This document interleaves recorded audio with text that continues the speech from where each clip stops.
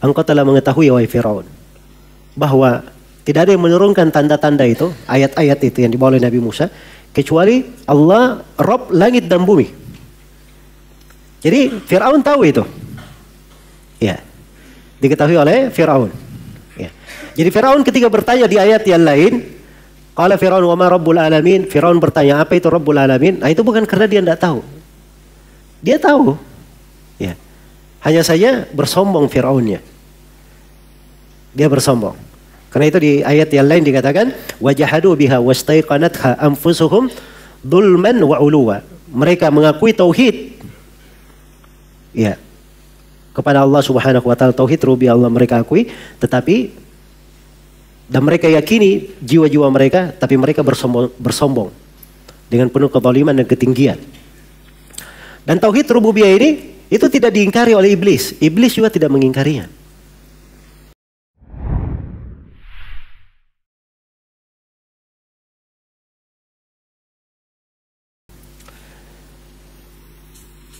Mengakui tauhid rububiyah itu mengharuskan seseorang itu mengakui tauhid apa? Uluhiyah. Iya.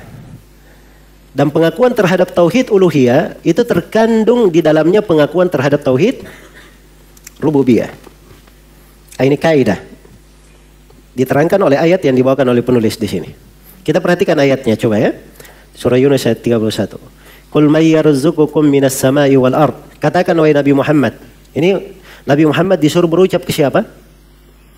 Kaum musyrikin di masa beliau. Katakan may yarzuqukum minas sama'i wal ard. Siapa yang memberi rezeki kepada kalian dari langit dan bumi? Ini pertanyaan pertama. Jadi tanya, apakah kalian mengakui Allah yang memberi rezeki dari langit dan bumi? Tanyaan yang kedua, amma yamlikus sama wal absar. Ya, atau siapakah yang berkuasa? Yang maha menguasai pendengaran dan penglihatan. Ini dua. Yang ketiga, wa may yukhrijul hayya minal mayyit. Siapa yang mengeluarkan yang hidup dari yang mati? Iya. Mengeluarkan yang hidup dari yang mati. Tadinya mati dihidupkan oleh Allah. Wa may yukhrijul mayyita minal hayy. Tadinya dia hidup, ini sebaliknya. Yang keempat, siapa yang mengeluarkan yang mati dari yang hidup? Tadinya dia hidup, kemudian dimatikan. Ini 4. Yang kelima, wa may yudabbirul amr. Siapakah yang mengatur segala urusan? Yang 5 yang ditanyakan. Apa jawaban mereka? Iya, Allah menerangkan. Apa yang pasti mereka katakan? Fasayaquluna Allah. Maka mereka akan menjawab Allah. Allah yang melakukan itu semua. Ini berarti mereka mengakui atau tidak? Hah? Mengakui. Karena itu diberi ilzam di akhir ayat. Ini konsekuensi namanya. Harusnya ketika mereka mengakui 5 hal ini dari tauhid rububiyah, mereka akui bahwa Allah yang memberi rezeki dari langit dan bumi. Mereka akui bahwa Allah yang menguasai pendengaran dan penglihatan. Mereka akui bahwa Allah yang menghidupkan yang mati atau mematikan yang hidup. Dan mereka akui bahwa Allah yang mengatur segala urusan. Harusnya ini memberi konsekuensi. Mereka beriman bahwa Allah satu-satunya yang berhak diibadahi. Karena itu diingatkan di akhir ayat. Fakul, oleh karena itu katakan kepada mereka. Afala tattaqun, tidakkah kalian bertakwa? Tidakkah kalian takut kepada Allah? Kenapa kalian tetap di atas kesyirikan? Padahal konsekuensi kalian mengakui tauhid rububiyah itu harusnya membawa kalian kepada tauhid apa? Uluhiyah. Sebagaimana Allah yang bersendirian di dalam menghidupkan, mencipta, memberi rezeki, mengatur segala perkara, Dia pula yang maha bersendirian, satu-satunya yang berhak untuk diibadahi. Kan begitu? Ini mana? Al-iqraru bi tauhidir rububiyah yastalzim al-iqrara bi tauhid al-uluhiyah. Pengakuan terhadap rububiyah, tauhid rububiyah mengharuskan pengakuan kepada tauhid uluhiyah. Baik. Dan sebaliknya, tauhid uluhiyah itu, begitu seorang mengakui la ilaha illallah, ya, jangan dia dikatakan, oh ini dia mengakui ibadah saja, tidak ada pengakuannya terhadap rububiyah. Tidak. Kalau diakui bahwa Allah Subhanahu wa taala yang berhak diibadahi, itu artinya diakui tentang rububiyahnya. Ya, sebab yang diibadahi itu Dialah satu-satunya yang berhak diibadahi. Dialah yang mencipta, menghidupkan dan mematikan. Kan begitu? Baik, ini kaidah ya. Akan berulang nanti di pembahasan tauhid. Akan berulang di pembahasan tauhid. Baik, untuk melengkapi pembahasan ini saya akan bacakan beberapa ayat yang terkait dengan kaidah ini. Ya, tadi saya sebutkan ya bahwa ayat-ayat di dalam Al-Quranul Karim yang seperti ini banyak. Ayat-ayat yang seperti ini yang menerangkan bahwa kaum musyrikin mengakui tauhid rububiyah itu banyak dalam Al-Quran. Kita akan baca ayat-ayatnya ya supaya lebih jelas. Baik. Pertama ayat di surah Az-Zumar. Ayat 38. Wala in sa'altahum man khalaqas samawati wal ard la yaqulunna Allah. Ya, kalau engkau bertanya kepada mereka, siapa yang menciptakan langit dan bumi?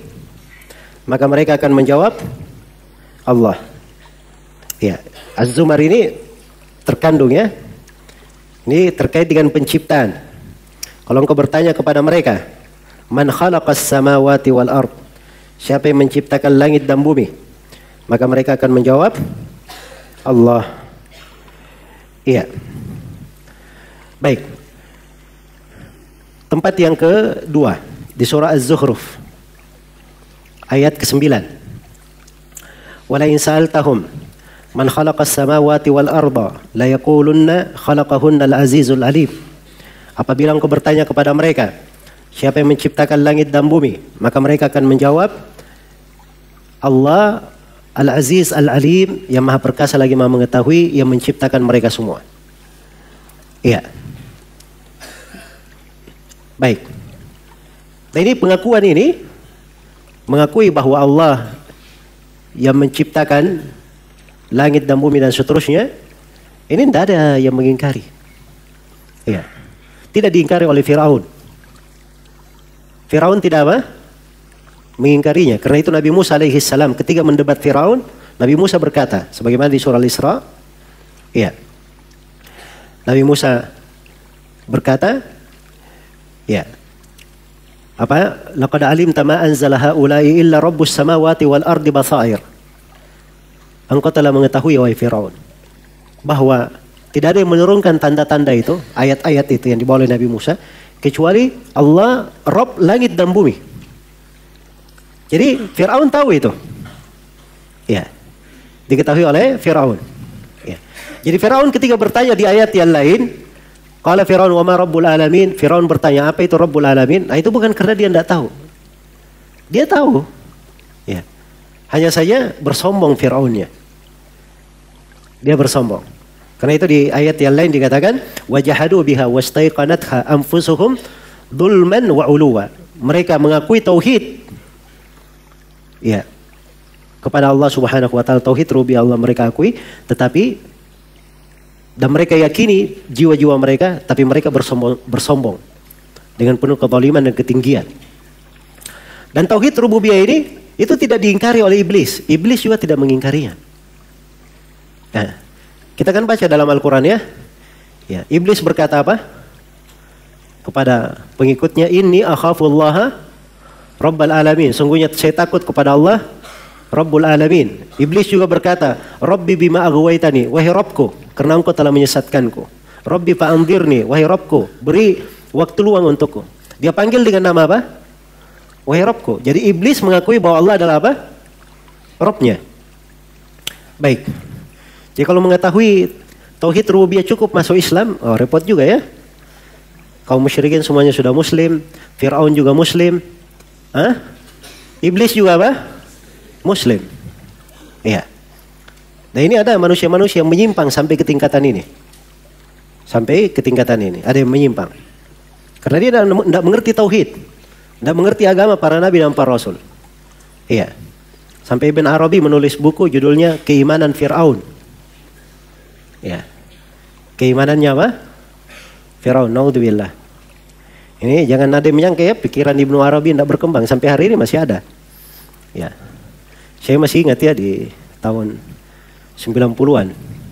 Ada universitas dekat-dekat sini. Lupa saya namanya. Ya, tidak jauh dari sini. Ya. Ada seminar di situ. Judulnya Firaun adalah mukmin sejati. Ya. Firaun adalah mukmin sejati. Ini semuanya karena mereka baca dari ayat-ayat, wah Firaun juga akui. Dia ambil dari hal yang seperti itu, tidak mengerti. Ini pentingnya, sekali lagi pentingnya seorang itu mengenal apa? Mengenal tauhid. Baik. Jadi kalau kita sudah mengerti agama Nabi Muhammad itu bagaimana, agama kaum musyrikin bagaimana, maka hal-hal yang seperti ini itu diketahui oleh orang awam sekalipun di dalam tauhid. Mengerti tentang hal tersebut. Baik. Kemudian dari ayat-ayat juga di dalam hal ini, ayat di surah Al-Mu'minun ayat 84 sampai 86. Qul limanil ardu wa man fiha in kuntum ta'lamun sayaquluna lillah qul afala tadhakkarun. Ya. Katakan wahai Nabi Muhammad, milik siapa bumi dan seluruh yang ada di dalamnya? Maka mereka akan berkata, milik Allah. Itu jawaban pasti kaum musyrikin, milik Allah. Maka ditegaskan, qul afala tadhakkarun. Ini sama ya dengan ayat ini. Ada penegasan, pengilzaman. Baik, kalian akui bahwa Allah yang memiliki bumi dan segala isinya. Kalau begitu, tidakkah kalian mengingat bahwa harusnya yang diibadahi itu cuma Allah Subhanahu wa taala? Kelanjutan surah, qul man rabbus samawati as-sab'i wa rabbil arsyil 'azim wa rabbul arsyil 'azim sayaquluna lillah qul afala tattaqun. Katakanlah wahai Nabi Muhammad, siapa Rabb langit dan bumi?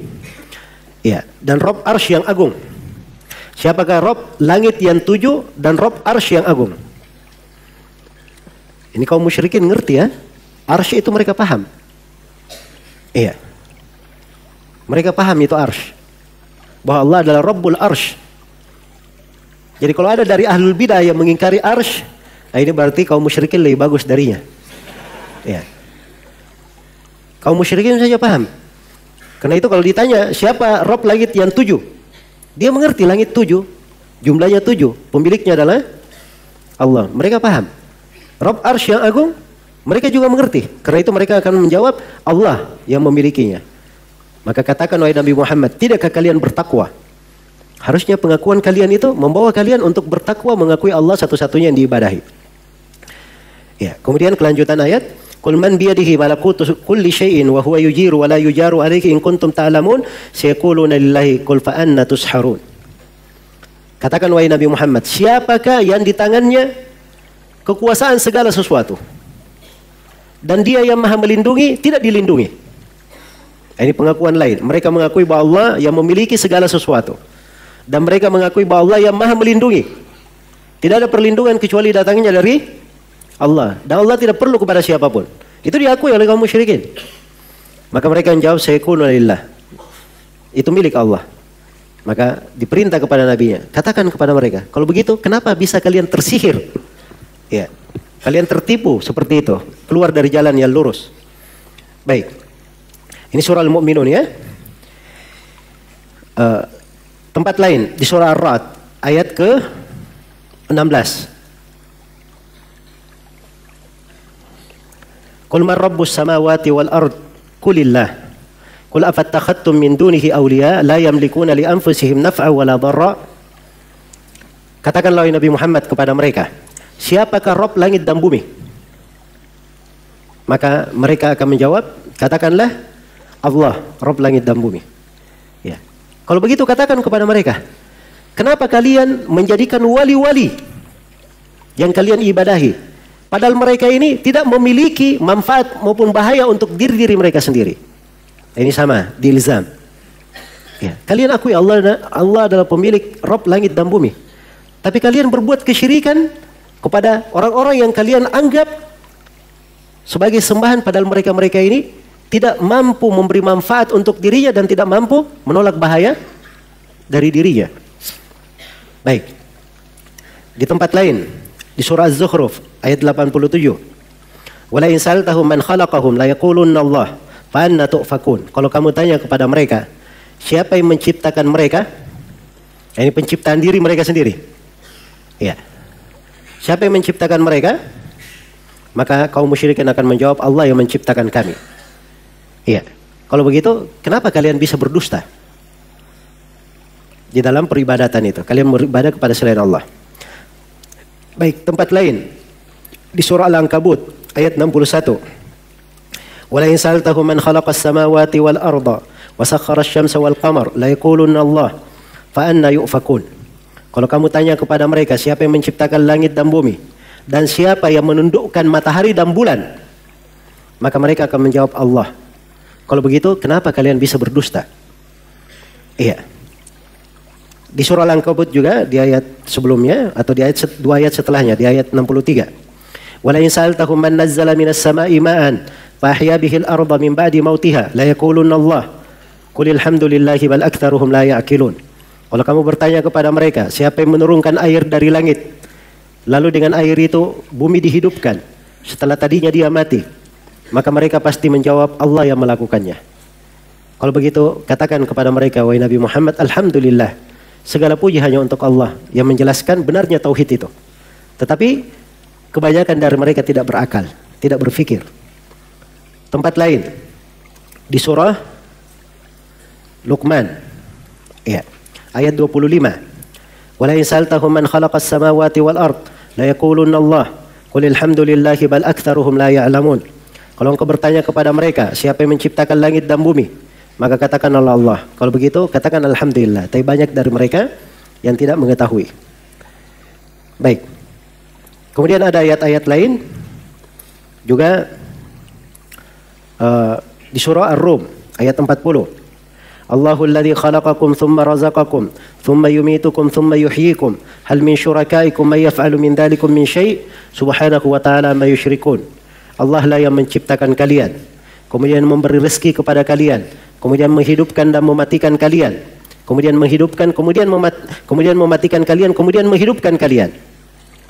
Apakah di antara sekutu-sekutu kalian ada yang melakukan hal itu? Iya, mereka pasti menjawab tidak ada yang melakukannya. Karena itu Allah menegaskan Maha Suci Allah dan Maha Tinggi dari kesyirikan yang mereka lakukan. Iya.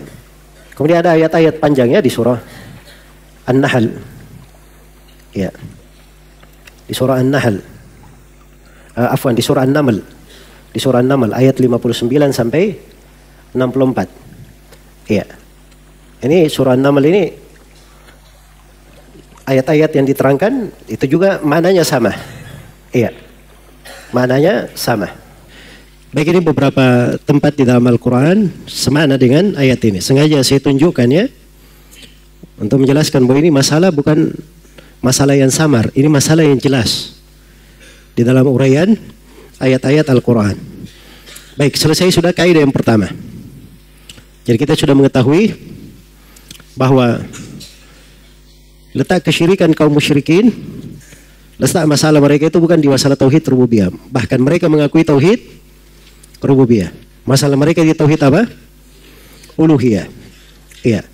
Dan itulah inti dari tauhid yang dibawa oleh Nabi Shallallahu Alaihi Wasallam, dan disitulah sebab kesyirikan kaum musyrikin. Dan pengakuan mereka terhadap tauhid rububiyah itu tidak memasukkan mereka ke dalam Islam.